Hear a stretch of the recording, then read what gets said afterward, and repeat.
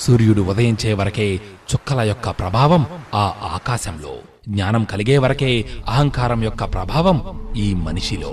ఆవేశంతో కాకుండా ఆలోచనతో వ్యవహరించేవాడు దేవుడితో సమానం. ప్రయత్నించనిదే ఫలం లభించదు. సింహమైనా నిద్రిస్తూ ఉంటే ఆహారం వచ్చి నోట్లో పడదు.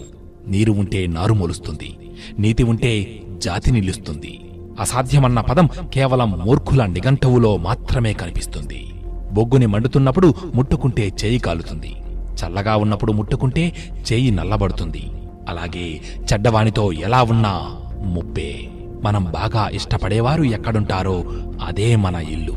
వైఫల్యం నిరాశకు కారణం కాకూడదు, కొత్త ప్రేరణకు పునాది కావాలి. మన విజయానికైనా మన అపజయానికైనా మనము, మన ఆలోచనలు, మన పనులు కారణాలు. ఏమి చేసినా పెరిగే వయస్సు ఆగదు. స్వార్థం లేనంత వరకు మనస్సుకు ముసలితనం రాదు. నవ్వుతూ చేసిన పాపాలు ఏడుస్తూ అనుభవించక తప్పదు. తెలియక పొరపాటు చేయడం సహజం, తెలిసి సరిదిద్దుకోలేకపోవడం నేరం. మితిమీరిన ఓర్పు పిరికితనం అవుతుంది. అశాంతి ఆందోళనలతో గొప్ప విందులో పాల్గొనడం కన్నా ప్రశాంతంగా చిన్న రొట్టె ముక్క తినడం మేలు. గమ్యాన్ని చేరుకోవడం కన్నా ఆ దిశగా ప్రయాణించడమే ముఖ్యం. యువకులారా, తొందరగా పెళ్లి చేసుకుంటే తీరిగ్గా పశ్చాత్తాపం పడక తప్పదు. సోమరితనమనేది ఒక రాచవ్యాధి. ఒకసారి సోకిందంటే ఇంకా ఆ రోగి ఎన్నటికీ బాగుపడలేడు. జీవితం ఓ ఆట. ఈ జీవితం ముగిసినప్పుడే ఆట ముగుస్తుంది.